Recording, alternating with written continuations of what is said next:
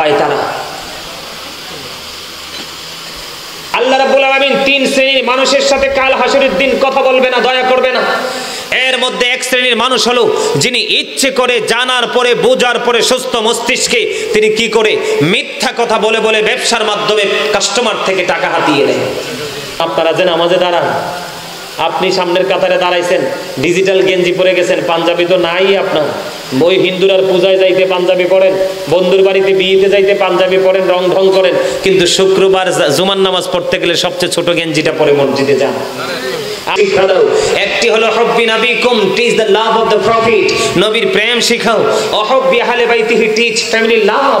তারপরে বলেছেন ওয়ালা কিরাতিল কুরআন, learn to recite the holy Quran, কোরআন তেলাওয়াত শিখাও। জোরে জোরে বলুন সুবহানাল্লাহ।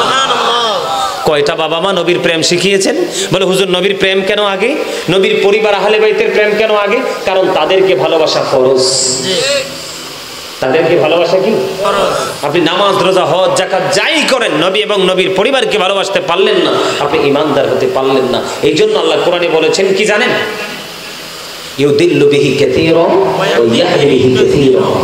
আল্লাহ রাব্বুল আলামিন বলেছেন আল্লাহ কোরআন দিয়ে কাউকে হেদায়েত দান করেছেন, আবার কোরআন দিয়ে কাউকে গোমরাহ করেছেন, পথভ্রষ্ট করেছেন। কোরআন পড়ে কেউ জান্নাতি, আবার কেউ জাহান্নামী।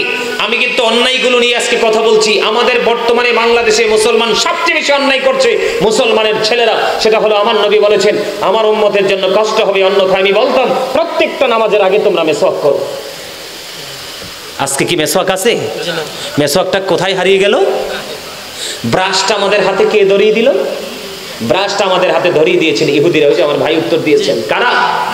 আজকে যে ইহুদিরা, এদেরকে আমরা কি বলি? সাদা কুকুর। কি বলি? সৃষ্টির মধ্যে যত আল্লাহ রাব্বুল আলামিন যা প্রাণী সৃষ্টি করেছেন এর মধ্যে সবচেয়ে নিকৃষ্ট প্রাণী হলো কুকুর। কারণ কুকুরের জন্ম হয়েছে শয়তানের থুতু থেকে। জানেন এই খবর? কুকুরের জন্ম হয়েছে কোথা থেকে? শয়তানের থুতু থেকে। এই জন্য সবচেয়ে বেশি নাপাক। মুসলমানকে একেবারে পাখির মতো গুলি করে করে, বোমা বর্ষণ করে, রকেট বর্ষণ করে হত্যা করতেছে, ঠিক কিনা বলেন? সম্মানিত উপস্থিতি, তারা কৌশল করে আপনার আমার কাছে ব্রাশটা ধরিয়ে দিল, আপনি আমি সুন্দর করে মেসওয়াকটাকে ডিলিট করে দিলাম। আরে ব্রাশ আর মেসওয়াকের মধ্যে পার্থক্যটা কি? আমার ওইদিকে মুখটাও পরিষ্কার হতো, মুখের দুর্গন্ধও চলে যেত, আবার রাসূলের একটা সুন্নাহ আমল হতো। সুবহানাল্লাহ। বাংলার আনাচে কানাচে ফুরকানিয়া মাদ্রাসা সকালে মুক্তব পড়ানো হতো। এখন কিন্তু মুক্তবের আড়ালে, মুক্তবের আদলে তৈরি হয়েছে কিন্টার গার্ডেন। এই কিন্টার গার্ডেনটা কে আবিষ্কার করলো? সকালে ফুরকানিয়া মাদ্রাসাটাকে কে রহিত করে দিল? এটাও কৌশল করেছে ইহুদিরা। কারা? ইহুদিরা, বেঈমান কাফির মুশরিকের। আল্লাহ কোরআনে বলেছে ইন্নাল কাফিরিনা কানু লাকুম আদুওয়াম মুবিনা। আল্লাহ রাব্বুল আলামিন বলেছেন the heretics are the eternal enemy of the universe. ঈমানদারদের প্রকাশ্য শত্রু হলো বেঈমান কাফিররা। আজকে মুসলমান বেঈমান কাফিরকে ফলো করে জীবন যাপন করছে, একজন আলেমকে ফলো করে না। ঠিক তো সবাই বলতে পারেন না, কারণ ওয়াজ করতেছে আমি, ক্লান্ত হয়ে পড়ছেন আপনারা। ভুল বলছি আপনাদেরকে? কথা বলেন। সম্মানিত উপস্থিতি, আপনি সকালে যদি কোরআন তেলাওয়াত করাতেন, আপনার আঙ্গিনা আমার আঙ্গিনা আল্লাহর রহমতে ভরপুর থাকতো। এখনকার যুগের কয়টা ছেলে কোরআন তেলাওয়াত করতে পারে? আর আগেকার যুগের ম্যাক্সিমাম ঘরে ঘরেই, আমাদের সময় দেখছি ঘরে ঘরে কোরআন পড়তে পারতো বাচ্চারা, ঠিক কিনা বলে? মুক্তবে যাইতো, নিয়ম কানুন গুলো শিখতো। এখন কিন্তু সেটা আর হয় না। এটাকেও কৌশল করে বিধর্মীরা ঢুকাইছে। সম্মানিত উপস্থিতি, আল্লাহ রাব্বুল আলামিন বান্দার জন্য তিনটা পোশাক দিয়েছে। কয়টা? লজ্জাস্থান ঢাকার পোশাক, সাজের পোশাক। 3 নম্বর হলো লিবাসুত তাকওয়া, যালিকা খায়র। আরেকটা হলো তাকওয়ার পোশাক, সেটাই হলো আল্লাহর কাছে সবচেয়ে প্রিয় এবং উত্তম। সেটা কি? সারা জীবন নারীর পর্দার ওয়াজ শুনেছেন, আজকে শোনেন। খবর তো রাখেন না, কারণ রাখার প্রয়োজন মনে করেন না। বরঞ্চ মসজিদের খতিব সাহেব বক্তার আলোচনা করে গেলে কোন দিকটা একটু বাঁকা করে করছে সমালোচনা করতে জানেন, কিন্তু পজিটিভ কথাগুলো মনে রাখতে জানেন না। পুরুষের পর্দা হলো এই দিক দিয়ে, প্যান্টটা প্যান হোক, লুঙ্গি হোক, পায়জামা হোক, ট্রাউজার হোক, এদিক দিয়ে থাকবে নাভি বরাবর অথবা নাভির উপরে, কোনো ভাবেই নিচে যেতে পারবে না। যদি নিচে যায় ফরজটা তরক হয়ে যাবে। উপর দিয়ে কি? নাভি বরাবর অথবা নাভির উপরে, আর নিচে দিয়ে থাকবে টাকনোর। এই এই এই জায়গা পর্যন্ত পোশাক পরা এটা ইমানদারের জন্য ফরজ। এটা পুরুষের পর্দা। কি এখন আপনি যে জিন্স প্যান্টটা পরলেন ডিজিটাল পোশাক, আল্লাহ রাসূল বলেছেন পৃথিবীর বুকে যেই ব্যক্তি সম্মানের পোশাক পরবে আল্লাহ রাব্বুল আলামিন কাল কিয়ামতের দিন তাকে অপমানের পোশাক, লাঞ্ছিত পোশাক পরাবে। নাউযুবিল্লাহ, জোরে কন্না নাউযুবিল্লাহ। আর যেই ব্যক্তি পৃথিবীর বুকে আল্লাহ রাসূলের আইন মেনে পোশাক পরিধান করবে আল্লাহ রাব্বুল আলামিন তার সামনে জান্নাতি পোশাক প্রেজেন্ট করে দিবে। আল্লাহ বলবে এখান থেকে তোমার যেটা পছন্দ হয় সেটাই তুমি গ্রহণ করো। জোরে জোরে সুবহানাল্লাহ। কি চমৎকার না? আমাদের তো অল্প একটু সময় পৃথিবীতে থাকবো, এরপরে তো চলে যাব, আমরা অনন্তকাল থাকতে হবে কবরে, ঠিক কিনা বলেন? সবচেয়ে মজার জায়গা হলো কি জানেন? সবচেয়ে ভয়ঙ্কর খবর হলো এই জায়গাটাতে পোশাকটা যদি কি হয় সীমানা লঙ্ঘন করে তাহলে কি হবে আমি আপনাদেরকে বলি। সম্মানিত উপস্থিতি, অনেকে বলতে পারেন যে হুজুর নিচে দিয়ে হয়তো টাকনুর নিচে যায়, আমি এটাকে বটে উপরে উঠাবো, মেনে নিলাম এটা আপনি বটে উপরে উঠাই দিবে, কিন্তু এই জায়গাটাকে আপনি উপরে উঠাবেন কিভাবে? হাজার চেষ্টা করলেও কিন্তু উপরে উঠাতে পারবেন না, কারণ তার জন্মই হয়েছে স্মল হয়ে, ছোট্ট হয়ে, ঠিক কিনা বলেন? এটা হচ্ছে বেঈমান কাফের মুশরিকদের এটা অপকৌশল। ইমানদারদেরকে সব ধরনের ইহুদি কালচার দিয়ে তাদেরকে আবৃত করে রাখার পায়তারা। আল্লাহ রাব্বুল আলামিন তিন শ্রেণীর মানুষের সাথে কাল হাসরের দিন কথা বলবে না, দয়া করবে না। এর মধ্যে এক শ্রেণীর মানুষ হলো যিনি ইচ্ছে করে জানার পরে বোঝার পরে সুস্থ মস্তিষ্কে তিনি কি করে মিথ্যা কথা বলে বলে ব্যবসার মাধ্যমে কাস্টমার থেকে টাকা হাতিয়ে নেয়। আছে না আমাদের মাঝে? আছে না? ম্যাক্সিমাম ব্যবসায়িক আমি দেখেছি মিথ্যা কথা বলে বলে টাকা অর্জন করে না করে না। দুই নাম্বার হলো কি জানেন? যেই মানুষগুলো উপকার করে, মানুষের বিপদের সময় উপকার করে, সুযোগ পাইলে খোঁটা দিয়ে দেয়। তিন নাম্বার হলো কি জানেন? যেই পুরুষ অহংকার করে করে টাকনুর নিচে ঝুলিয়ে ঝুলিয়ে পোশাক পরে।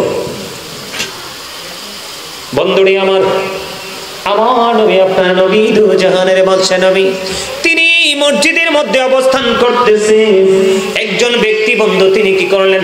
জনৈক ব্যক্তি এসে নামাজের নিয়ত বাঁধলেন। আমার নবী ডেকে ডেকে বললেন তুমি নামাজ ভেঙে ওযু করে আসো। তিনি ওযু করতে গেলেন, ওযু শেষ করে এসে তিনি আবার বন্ধ নামাজের নিয়ত বাঁধলেন। আমার নবী আবার বললেন তুমি ওযু করে এসো। আবার তিনি ওযু করতে গেলেন, ওযু শেষ করে তিনি এসে আবার নামাজের নিয়ত বাঁধলেন।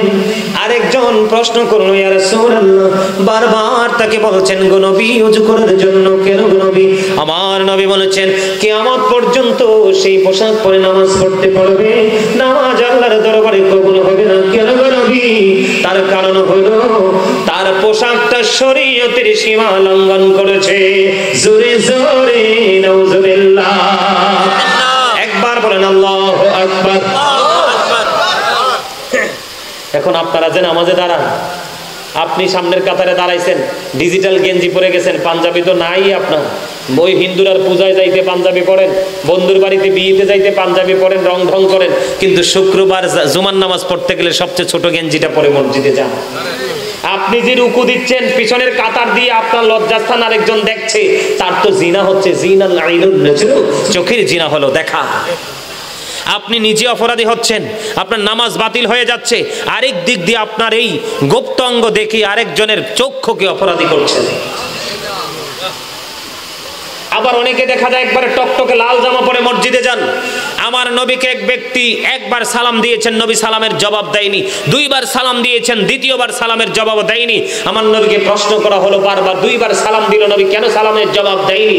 আমার নবী বলেছেন পুরুষরা একবারে টকটকে লাল জামা পরা মাকরুহ তাহরিমি, এটা হারামের অন্তর্ভুক্ত।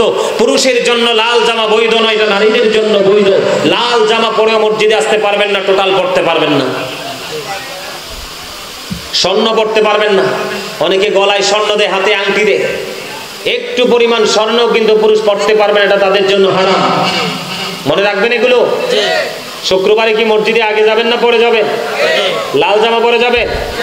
আবু বকর সিদ্দিক রাদিয়াল্লাহু তাআলা আনহু বললেন ইয়া রাসূলুল্লাহ, ইয়া হাবিবাল্লাহ, নবী গো, আমি তো সব সময় টাইট করে আমার পোশাকটা পরি, আমার মনের অজান্তে এটা টাকনুর নিচে চলে আসে।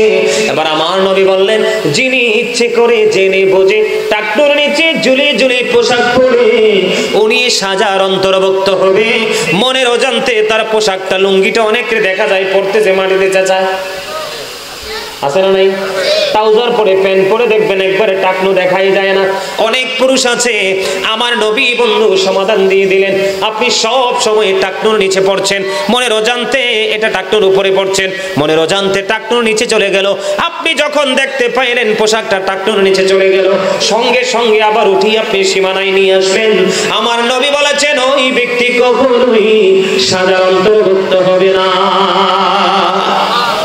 সুবহানাল্লাহ বলতে পারেন না? আরো জোরে বলেন। বন্ধুরে আমার, আমরা চুরি করি, ডাকাতি করি, জোর করে জায়গা দখল করি, অথচ কিতাব কি বলে, আমার নবী কি বলেছে আপনাদেরকে বলবো। এক্সাম্পল দেই, আমরা অন্যায় করতেছি, অন্যায়গুলো কিভাবে করতেছি। একজনকে বিপদে ফালানোর জন্য আরেকজন বড় বাড়ি বানাই, রাস্তার সামনে বানাই কি বানাই না? আল্লাহর নবী সরকারে দুজাহান তিনি বলেছেন তুমি তার বাড়ির আঙ্গিনা একজন গরিব মানুষ আছে ছোট্ট একটা জায়গায় বসবাস করে, কিন্তু তুমি অনেক বড় বাড়ি বানাবে, 10 তলা বা 20 তলা বাড়ি বানাবে।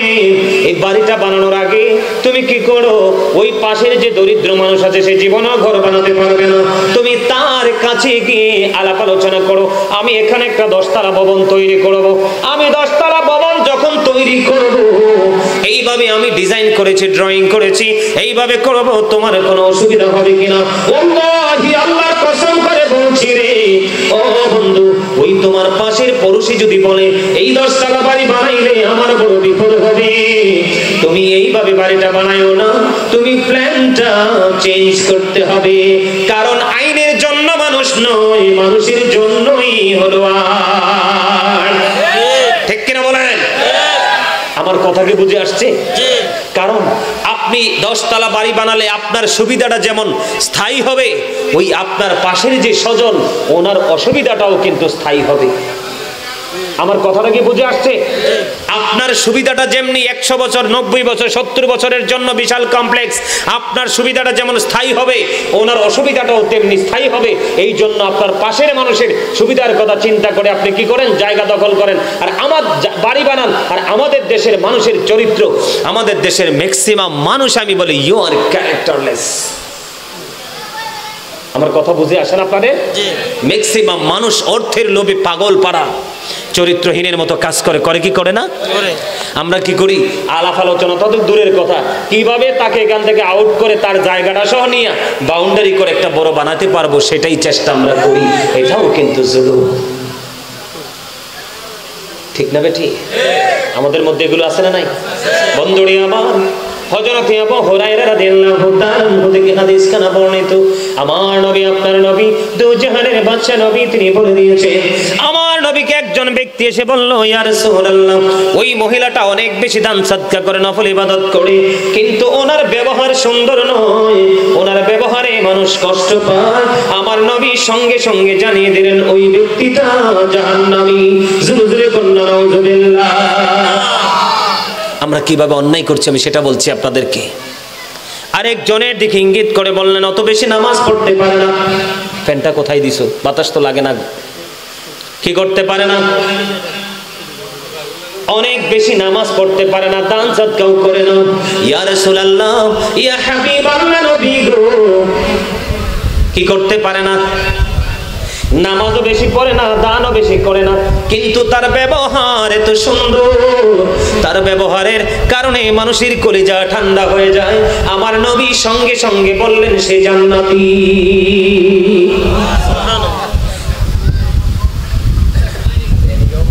একটু হালকা, একটু আর করে দেন, এই যে আওয়াজটা এখানে ধরতেছে তো, একটু হালকা করে, একটু এই দিক এদিক বরাবর দাও, তাইলে এখানে আর আসবে না। আমার কথা কি আপনারা বুঝতে পারতেছেন? আমাদের সমস্যা এগুলো আছে না নাই? আমি আপনাদেরকে ছোট ছোট করে বলছি যেন বুঝতে অসুবিধা না হয়। নামাজও পড়ে, দান সদকাও করে, কিন্তু ব্যবহার, রাসূল কি বললেন? সে জাহান্নামী। আরেকজনে তো দান সদকাও করে না, এত ইবাদতও করে না, তার মানে এইটা না যে ইবাদত না করলেও চলবে, আমি কিন্তু এটা বুঝাইতে চাই নাই। আমি আপনাদেরকে যে আমরা একজন আরেকজনের সাথে ভালো আচরণ করলে আমরা কি বেনিফিটটা পাবো আপনাদেরকে সেটাই বুঝাইতে চাচ্ছি। তিনি বেশি দানও করে না, বেশি ইবাদতও করে না, কিন্তু ওনার আচরণে মানুষ এত বেশি খুশি হয়, ওনার এই আচরণের কারণে মানুষ খুশি হয়, রাসূল বললেন সে জান্নাতি। সম্মানিত উপস্থিতি, বর্তমানে আমাদের মধ্যে সব দিকে সমস্যা। সবচেয়ে বড় একটা জায়গা। সুদ ঘুষ এটা তো আছেই, এটার চাইতে বড় একটা ব্যাধি আমাদের সমাজের মধ্যে রূপ নিয়েছে, সেটা হলো পিতা মাতার সাথে খারাপ আচরণ করা। বর্তমান সমাজে, বর্তমান ইয়াং জেনারেশন, ছেলেও ডিজিটাল, ছেলের বউ ডিজিটাল। এখন মা বাবা হয়ে গেছে ওল্ড, ঠিক নেই? আপনারা বলেন এই সমস্যা কি আমাদের মাঝে আছে না নাই? আল্লাহ বলেছেন ওয়াবিল ওয়ালিদাইনি ইহসানা, পিতামাতার সাথে ভালো আচরণের কথা কে বলেছেন? আরো জোরে। বন্ধুরে আমার নবীকে যখন প্রশ্ন করা হলো একটা সন্তানের কাছ থেকে সবচেয়ে ভালো আচরণ পাওয়ার হক কে বেশি রাখে, কে বেশি পাও না? রাসূল বললেন ক্বালা উম্মুকা, তোমার মা। ক্বালা সুম্মা মান, তারপরে কে? নবী বললেন ক্বালা উম্মুকা, তোমার মা। আবার প্রশ্ন করলেন ক্বালা সুম্মা মান, তারপরে কে? আমার নবী বললেন ক্বালা উম্মুকা, তোমার মা। আবার প্রশ্ন করা হলো ক্বালা সুম্মা মান, তারপরে কে গো নবী? আমার নবী বললেন ক্বালা আবুকা, তোমার বাবা। সুবহানাল্লাহ। তিনবার বলছে মায়ের কথা, কয়বার? তিনবার। আর একবার বাবার কথা। এর মানে বাবা ছোট হয়ে গেছে? না। তাহলে মা বাবাকে ভালো আচরণ, মা বাবার সাথে মহব্বতের আচরণ করার দরকার আছে না নাই? আমি আপনাদেরকে ছোট্ট একটা হাদিস শোনাবো। হাদিস শরীফটা অনেক লম্বা, তবে হাদিস শরীফের একটা অংশ আপনাদেরকে শোনাবো বোঝানোর জন্য। বন্ধুরে আমার, হযরতে জুরি যেমন একজন আল্লাহওয়ালা ছিলেন, বুখারী এবং মুসলিম শরীফের মধ্যে যে হাদিস কানা, হযরতে জুরি যেমন একজন বুজুর্গ, এমন একজন আল্লাহওয়ালা ছিল রে। তিনি লোকালয়ে ইবাদত করতে মজা পেতেন না। আমল মন প্রাণ করে আমল করার জন্য তিনি একটু দূরে একটা হুজরা বানালেন মাটি দিয়ে ইবাদত করার জন্য। বন্ধু, একদিন হযরতে জুরিজ হুজরার মধ্যে নামাজরত অবস্থায় মা এসেছে জুরিজের সাথে দেখা করার জন্য। এবার জুরিজ নামাজ পড়তেছে, বাহির থেকে মা ডাকছে, বাবা জুরিজ কোথায় গো? আমি মা এসেছি তোমার সাথে দেখা করার জন্য। জুরিজ নামাজে দাঁড়িয়ে মনে মনে চিন্তা করে, মনি আমি তো নামাজ পড়তেছি গো মনি, আমি কি নামাজ চালিয়ে যাব নাকি আমার মায়ের ডাকে আমি সাড়া দিব? তিনি সর্বশেষে সিদ্ধান্ত করলেন আমি মায়ের সাথে পরে দেখা করবো, আগে নামাজটা চালিয়ে যাই। তিনি নামাজ চালিয়ে গেলেন। বন্ধু, নামাজ শেষ করার পরে বাইরে এসে দেখে মা নাই। একদিন চলে গেল, কয়দিন? একদিন চলে গেল। দ্বিতীয় দিন বন্ধু আবার হযরতে জুরিজের সাথে দেখা করার জন্য মা গেলেন। তার হুজরাটা বানাইছে, মনে রাখবেন, মাটি দিয়ে। আজকেও জুরিজের মা যখন তাকে দেখা করতে আসলো, জুরিজের মা আজকেও তখন দেখা করতে গেল জুরিজ নামাজরত অবস্থায়। গত দিনের মতো আজকেও মনে মনে বলছে, মনিব মা তো এসেছে, আমি কি নামাজ পড়বো নাকি মায়ের সাথে দেখা করবো? সর্বশেষে তিনি সিদ্ধান্ত করলেন যে আমি নামাজ পড়বো, নামাজ শেষ করে আমি মায়ের সাথে দেখা করবো। আজকে নামাজ শেষ করলেন। নামাজ শেষ করার পরে বাইরে এসে দেখে আজকেও মা নাই, মা চলে গেছে। ও বন্ধু, 2 দিন শেষ হয়ে গেল। তৃতীয় দিন আবার বন্ধু জুরিজের মাসটা দেখা করার জন্য আজকেও জুরিজ নামাজরত অবস্থায় মা বারবার শুধু ডাকছে, বাবা গো তুমি কোথায়? বাইরে এসো, আমি মা তোমার সাথে দেখা করতে আসছি। গত 2 দিনের মতো জুরিজ আজকেও দেখা করলো না, নামাজটা শেষ করলো। নামাজ শেষ করে বাইরে এসে দেখে রে আজকেও মা নাই, মা চলে গেছে। কয়দিন হলো? আমার মা একটু রাগ করেছে। কি করেছে? মা রাগ করেছে। মা যাওয়ার সময় বলতেছে, আল্লাহ একে একে 3 দিন আসছি মা ছেলের সাথে দেখা করার জন্য, ছেলেটা দেখা করলো না, তাকে বেশ্যা মহিলার মুখ না দেখাইয়া মরণ দিও না। নাউজুবিল্লাহ বলবেন না? আরো জোরে। কি কি করো? বেশ্যা মহিলার মুখ না দেখাইয়া মরণ দিও না। এটা হাদিস শরীফ, সিয়াসিত্তার অন্যতম গ্রন্থ। মা তো বদদুয়া দিয়ে চলে গেছে, অভিশাপ দিয়ে কি করলো? চলে গেল। বন্ধু, এই দিক দিয়ে পাশে বসবাস করতো এক বেশ্যা মহিলা। মা যখন তার জন্য অভিশাপ দিয়ে গেল, এবার বেশ্যা মহিলা সে ব্যভিচার করে তার গর্ভে সন্তান চলে আসলো। ধীরে ধীরে ধীরে ধীরে বন্ধু সন্তান বড় হলো। বেশ্যা মহিলা সন্তান প্রসব করলো। প্রসব করার পরে এবার লোকালয়ে তাকে প্রশ্ন করতে শুরু করলো, এই বাচ্চাটা তুমি কার থেকে এনেছো? এই বাচ্চা কার? ওই বেশ্যা মহিলা বলল, এই বাচ্চা জুরিজের কাছ থেকে এনেছি। নাউজুবিল্লাহ বলবেন না? আর আরো জোরে বলেন না নাউজুবিল্লাহ। অথচ জুরিজ জানেই না কি জুরিজ কি, এই খবর জানেই না। ওই যে মা বন্ধু, মাকে কি জুরিজ বকা দিছে? বকা দিছেনি? বকা দেয় নাই। ছেলে নামাজ পড়ে মা ডাকে, সে সাড়া দিল না। 3 দিন পার হয়ে গেল, মার কলিজায় আগুন লেগেছে, সহ্য করতে পারলো না। বেশ্যা মহিলা যখন বলল জুরিজের বাচ্চা এটা বন্ধু, আপনারা দেখবেন আমাদের গ্রামে যত ভালো মানুষ, আপনাদের এলাকায় ভালো মানুষ আছে, ছোট্ট একটা কথা যদি ওনার বিরুদ্ধে শুনে, দেখবেন এটা নিয়ে তাড়াতাড়ি সরায়। মসজিদের ইমাম সাহেব যদি একটু ভুল করে, এটা বন্ধ রাতে রাতে একবারে কি হয়ে যায়, ভাইরাল হয়ে যায়। আছে না নাই? জুরিজ অত্যন্ত বুজুর্গ আল্লাহওয়ালা। এখন সে যখন বলল জুরিজের কাছ থেকে বেবিচারের মাধ্যমে এনেছি, তৎকালীন সময়ে মানুষগুলো কি করলো, জুরিজ সরল বনা জুরিজ ওনার মাটির হুজরায় বসে আছে বন্ধু, ওনার হুজরার মধ্যে ঢুকে তাকে প্রহার করতে শুরু করলো, মারতে শুরু করলো। মাটির হুজরাটা ভেঙে বন্ধু গুড়িয়ে দিল, টেনে হেসড়ে তাকে ঘর থেকে বাইরে নিয়ে আসলো। বাইরে নিয়ে আসার পরে বারবার জুরিজ বলছে, তোমরা কেন গো আমাকে প্রহার করছো? কি করেছি? সব কিছু ঘটানোর পরে বলতেছে, তুমি বেশ্যা মহিলা রে করবে, তোমার থেকে সন্তান চলে গেছে।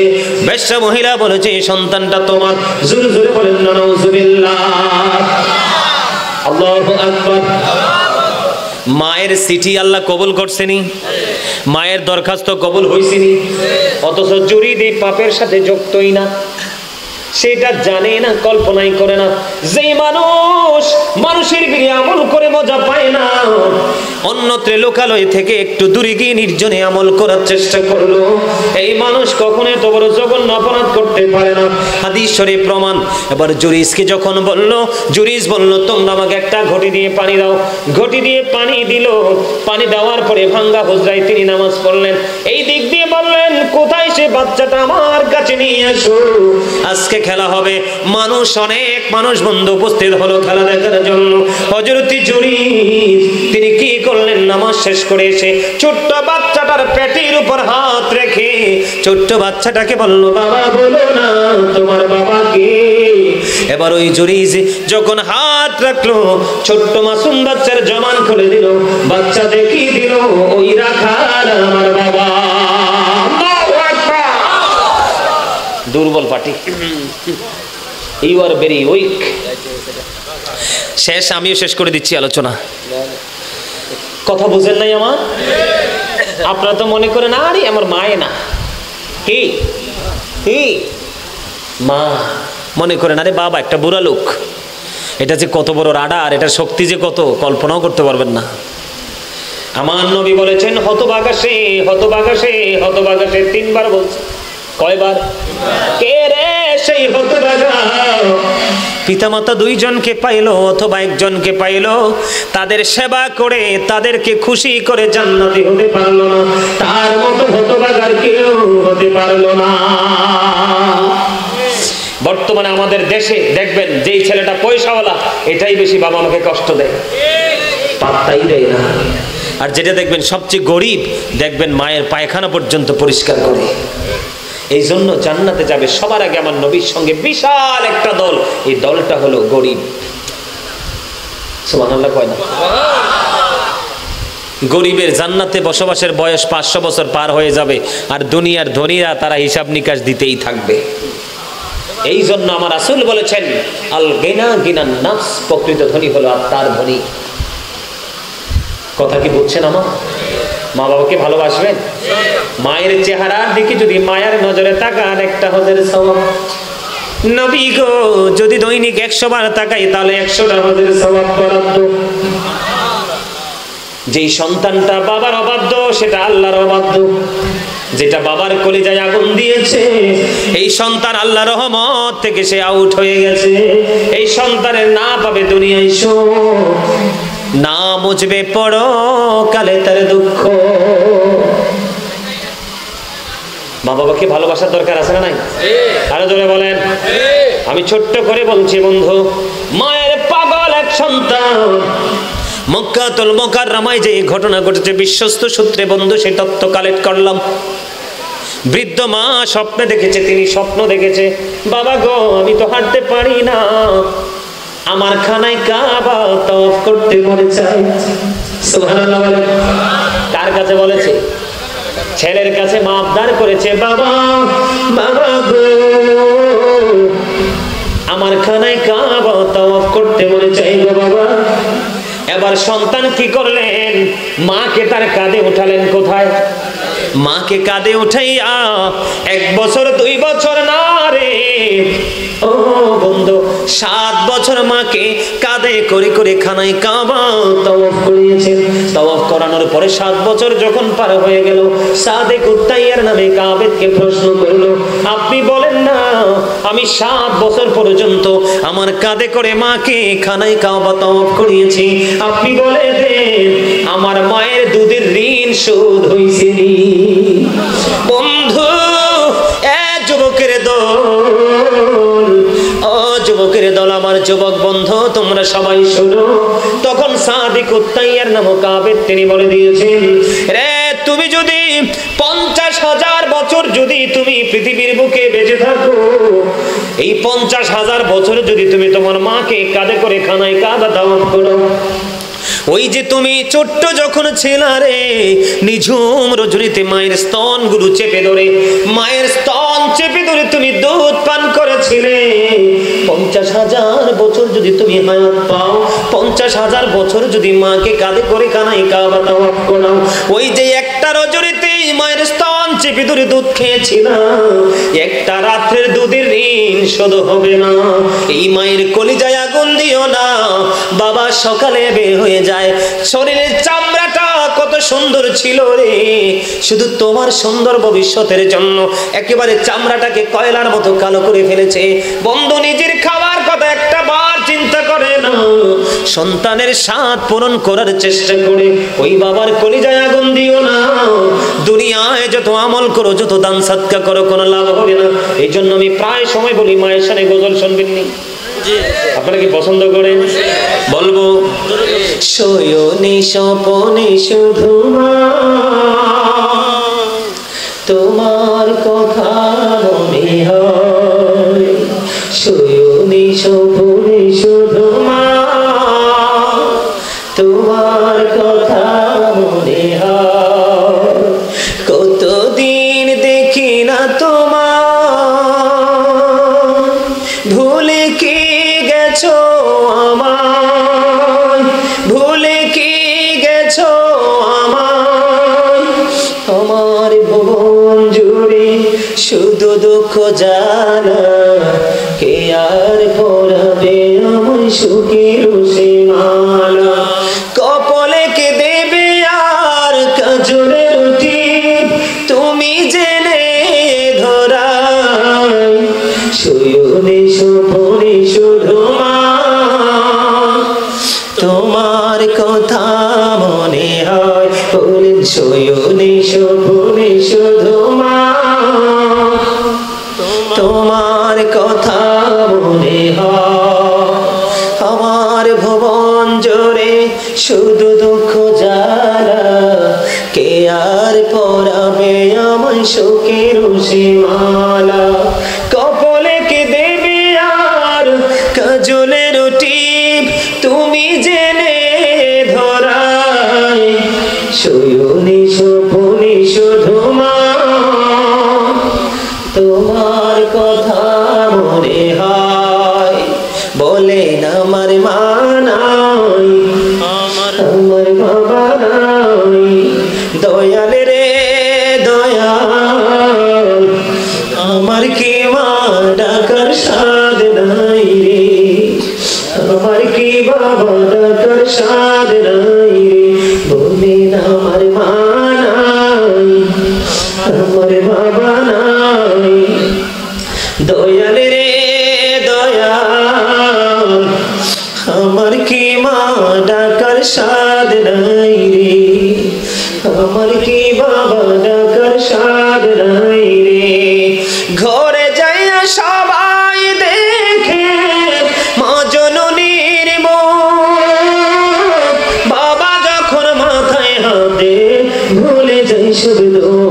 আমার মা নাই, আমার বাবা নাই, দয়াল রে দয়াল, আমার কি মা ডাকার স্বাদ নাই রে।